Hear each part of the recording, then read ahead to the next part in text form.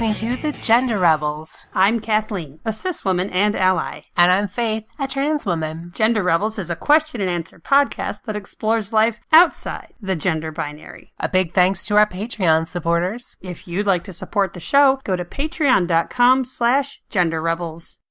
Hey everyone, I'm Kath. And I'm Faith. Hey Faith, I got a question. Yeah, what's your question? It's actually a listener question. Don't give me a hard time. All right. It's from Zan in Toronto. I like your name, Zan. That's a cool name. Thank you, Zan. Zan with an X. Awesome. X-A-N. Awesome name. Yes. So Zan wrote in and had a really, really good question. So I'm just going to read it to you. Yesterday, I was myself most of the day. Makeup, an amazing sleeveless cowl neck top, bangs, jewelry, my purple cat's eye glasses, breast forms, shaved legs and underarms, cropped jeans, black kitten heels. First of all, Zan, adorable, okay? Just from that description. I painted my nails a lovely shade of coral and actually did an okay job with the polish this time. Every time I looked in the mirror or took a picture, I saw a woman. I saw me. In the mid-afternoon, I had to take everything off and get into guy mode so I could pick up my kids from day camp. When I got home from camp pickup, I began to feel this heavy sensation, like I was under a 200-pound bag of concrete. It was miserable. I'm just finishing Sarah McBride's book, Tomorrow Will Be Different, Love, Loss, and the Fight for Trans Equality, and I was struck by the way she described those instances in her childhood when she would wear her neighbor's princess dresses. When it was time to take off the dress and go home and go back to being a quote-unquote boy, she said she felt like Cinderella at the stroke of midnight. I shed tears as I read that particular account. I actually cried a lot reading that book. My question is there a word or a term for what part-time trans women are doing when they switch back to guy mode? A friend who identifies as a cross-dresser told me, well, I'd just call it changing clothes, but that's not it. Detransitioning is not the right word either. I feel like the actual experience might fall somewhere between something as minor as just changing clothes and something as major as detransitioning. Maybe using language from the title of your recent episodes, it's called reverting to boy mode. What do you think? Does this process have a name? If not, should it? I'd like to be able to properly identify this thing that wrecks me. Thanks again, Zan in Toronto. Thank you, Zan. Thank you. Oh, it sounds rough, babe. Yeah, I know exactly how Zan feels. Yeah. I have been full-time for a couple years now, I guess. Coming on my second year. But I was part-time for decades before that. Multiple decades, probably 20 years before that. And so I was often in that situation of finding myself, I've got to go back to boy mode. Because there's that moment where you like at first dressed and you've got all your accessories and everything and your makeup's on point and you're just like looking in the mirror and you're like, that's me. There she is. And you see it and you're like, oh my gosh, this is me. And then I remember when I was like, I had my own apartment and I was single, I would actually just be like, all right, I'm just curling up for the weekend. Nice. And it made it very, very nice and fun. And like you would go out that way. You get grocery shopping and drop off laundry and stuff like that. Okay, so you lived. And this was me at the point where I had actually bought pajamas and things like that. And I was starting to experiment. I just recently will link to it. I posted a blog with just like 40 pictures from over the years. But there was the moment where I tried to like start buying normal clothes, like jeans and just t-shirts and stuff, or yoga pants or things like that, just to like not be the person doing the grocery shopping in 6-inch heels and a mini dress. Which looked adorable, I'm sure. Which, looked fantastic. And a lot of us, because this is what I would call, your teenage girl phase, because teenage girls are always going to be like, I want to wear the high heels and the mini dress and shit tons of makeup. And they eventually mature out of that. Yes. And oftentimes when we're first exploring our female selves, we go through that same phase called puberty. We've all been not there. Really understanding what appropriate clothes are for an appropriate situation. Yeah. And so I've definitely gone through that, but I would have I would have my weekends and I would go grocery shopping or I would go out to the bar or something like that. And I just remember I'd like have to work Monday morning. So Sunday night, I had to kind of like boy up. But wash off the makeup. Like, I get the weekend is over and definitely wash off the makeup, but like you could still sleep in your cute pajamas. I mean, right? I might have. Yeah. I don't remember. I'm sure I did. Yeah. I mean, I got to a certain point where I didn't even have. I never owned boy pajamas. I only ever bought girl pajamas. Yeah. But just the idea of like that moment you're deflated, or like Zan says, like a 200-pound sack of flour or something. Cement. That makes worse biscuits than flour. It does. And it's heavier. It's like my mother-in-law's biscuits, right? Sorry, my mother-in-law is actually a pretty decent cook. Yeah. So, just an old 50s joke. I get it. So, is there a term for this? I mean, obviously, there's two sides of this little coin. One is the actual physical act of de-girlifying. That's one side of this, and then the other side is the emotion that you go through. Right. And I think, honestly, the changing clothes thing is changing clothes. Yeah. Whatever. It's tied into it, but it's also just separate. I think the bigger issue... It's symbolic, right? It's symbolic. And if we're going to be naming things, which I love naming things, yes, then I would rather focus on the feeling of that, because in its essence, that is dysphoria. I mean, that's it. That just boils it down, you know. And not everyone who feels dysphoria ends up transitioning, but for those of us, it's like,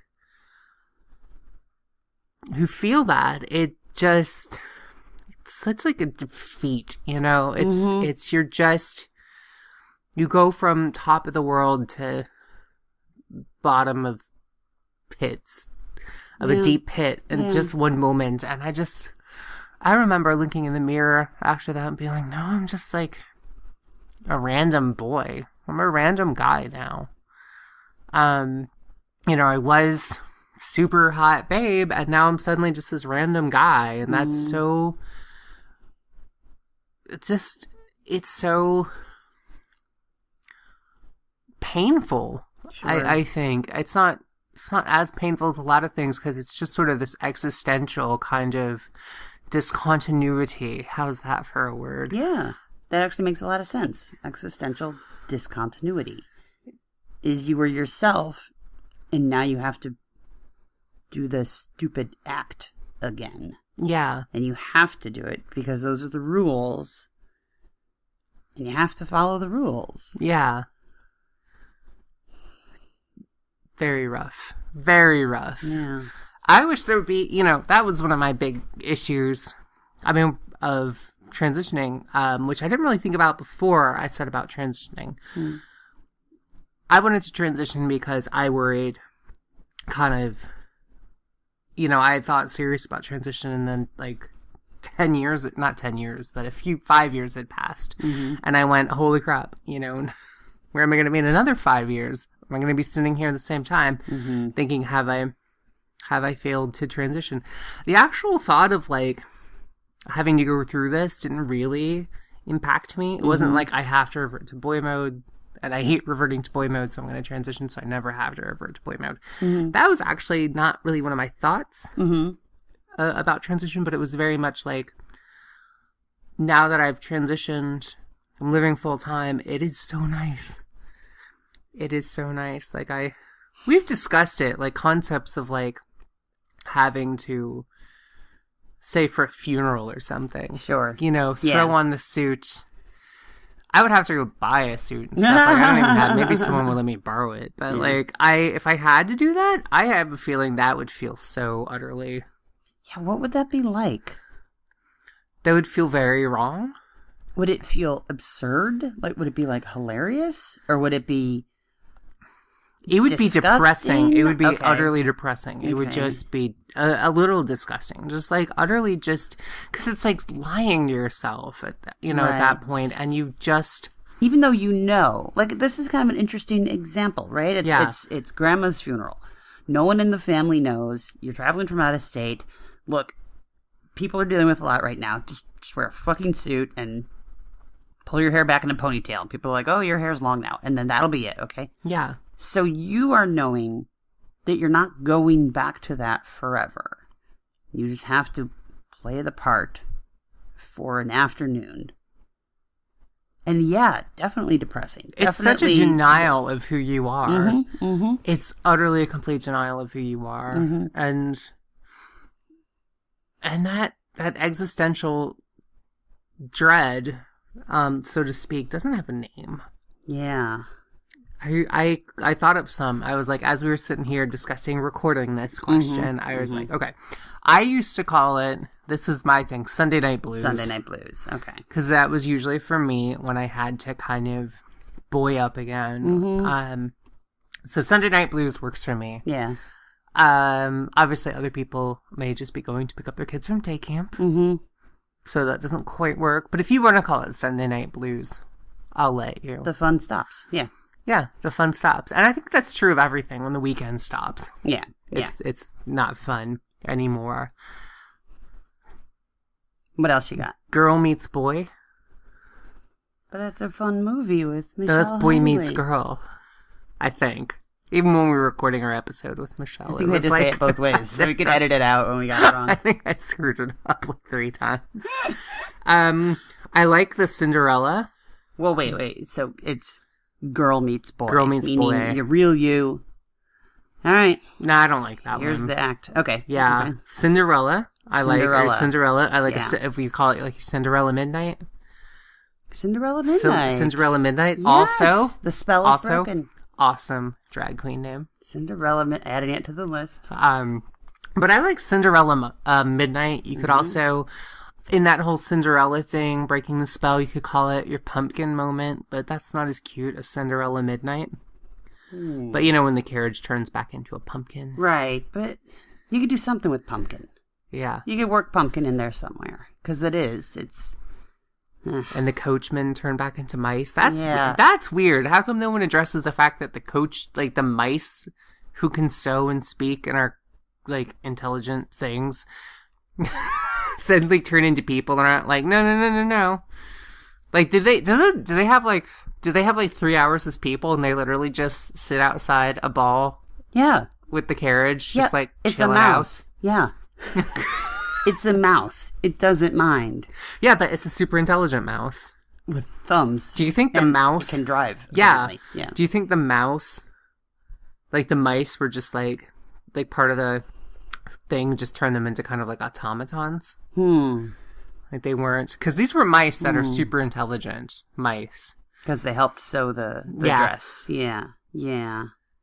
So I think that's why they were qualified to become... So were they still human coachmen? If you're Disney, for a while. Please reach out to us. Yes, we have some questions. I've never actually heard this particular thing about that, but still, I like Cinderella Midnight because it sounds kind of cool. Kind of sounds like an 80s album. But it's also a little bit esoteric, and outsiders won't really know what you're talking about. Yeah, Cinderella Midnight. And then I also came up with another one because if you're going to come up with things like that, you need a portmanteau. Of course you do. And so Mirror Collie. It's like melancholy, but with a mirror. The mirror. Kath does not like Mirror Collie. Something about the R where you should be hearing an N. Melancholy is a great word. Yeah. Mirror Collie is less. Yeah. of a great word. Yeah. It sounds horrible. It sounds like. It is horrible. But I like Cinderella Midnight, and I think that would be my term for both the changing and for the existential dread you feel from changing. Yeah. And this sort of reminds me of a previous question we had, which is the Mulan question. Yes. Reverting to boy mode episode, which reverting to boy mode as needed. Yeah. And how painful and excruciating that's got to be. And I felt so bad for that question asker that she was even in that situation. And just as a quick refresher, she had religious parents who would absolutely not be supportive of this. And she said, there's not even any value to bringing it up or discussing it. I know for a fact they will not be supportive. She's an only child, and she loves her parents. She loves her family. So her question was, can I live as myself, but boy up as needed? Will that work? And we said, it sucks that you have to, but yeah, that would probably work.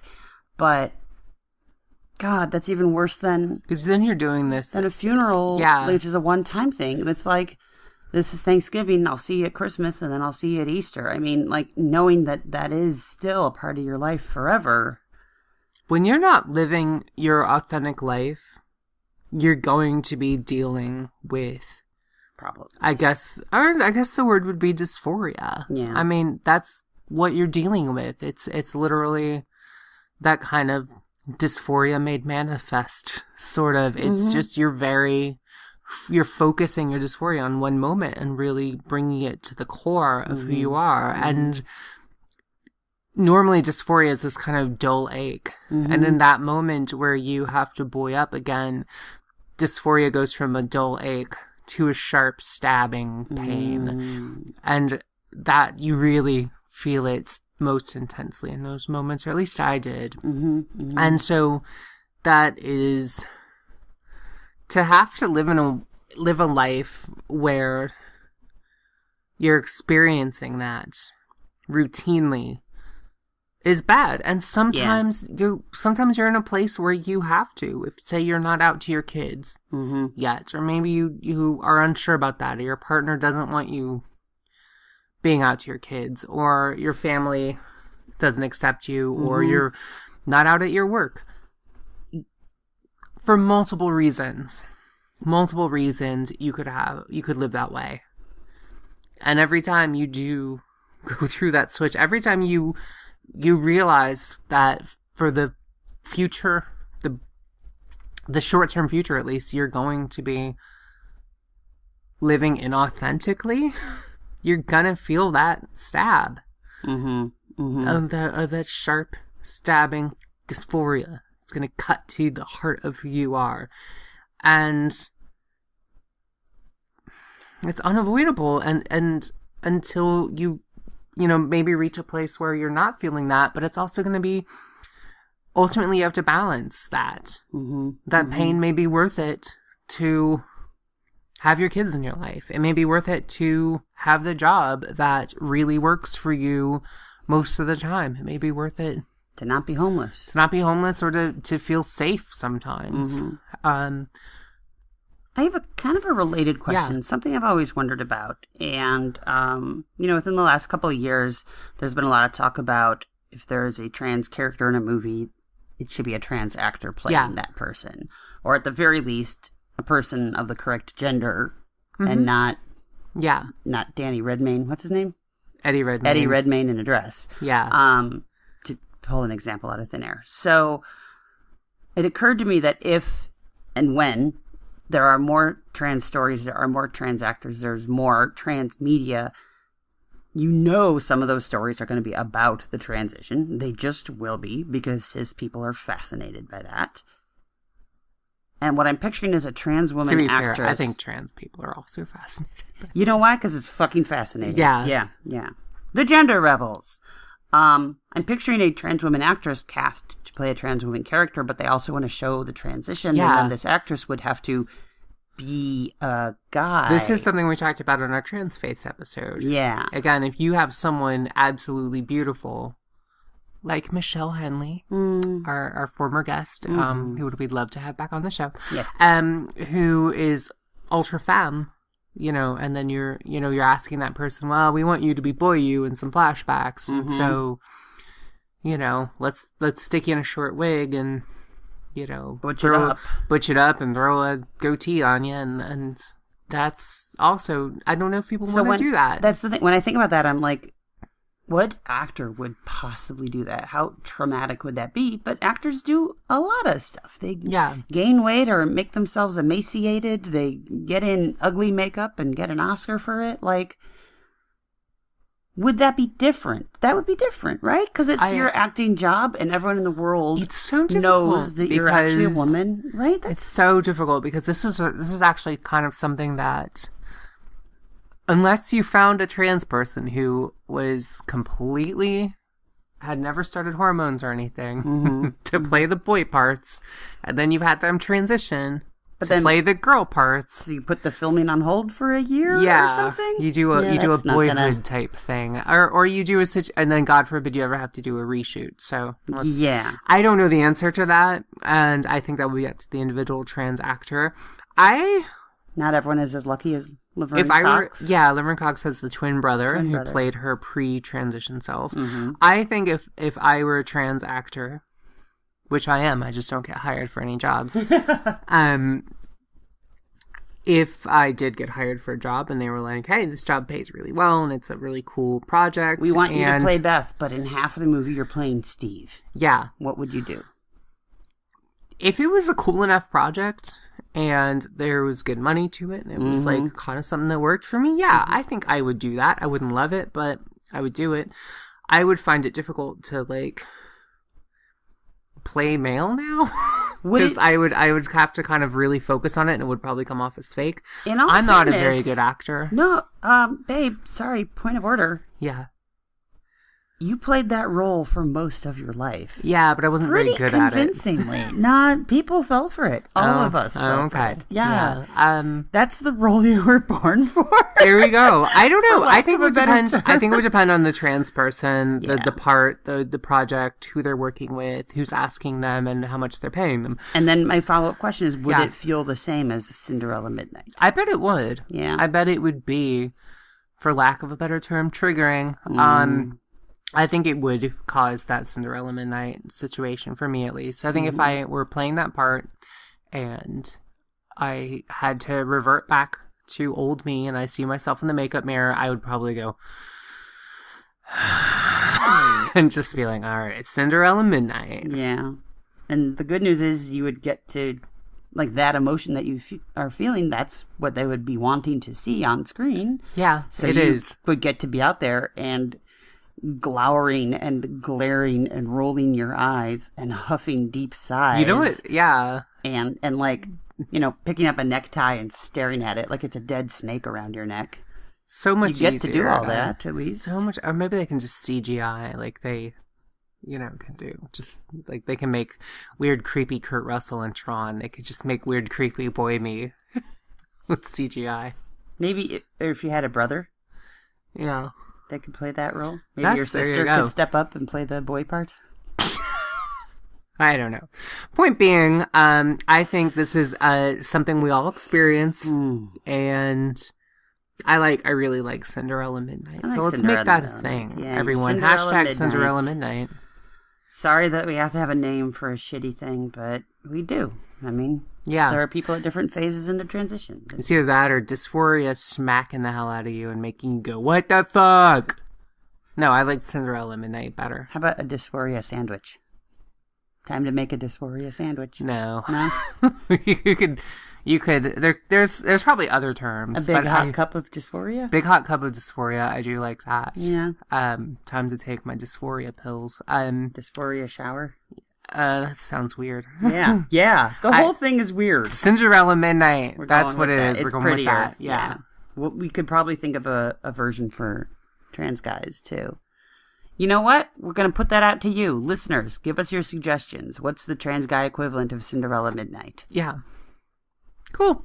Well, thank you very much for the questions, Anne. Thank y'all all for listening. Thanks for listening, everybody. All right, everyone. We'll talk to you next time. Bye.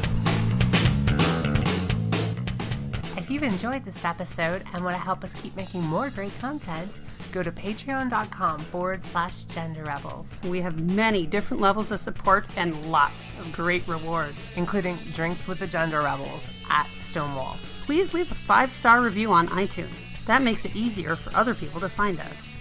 And send your questions to questions@genderrebels.com. Or find us on Twitter @TheGenderRebels. Music for The Gender Rebels is by Jasper the Colossal. Follow the link down below or download them on iTunes today.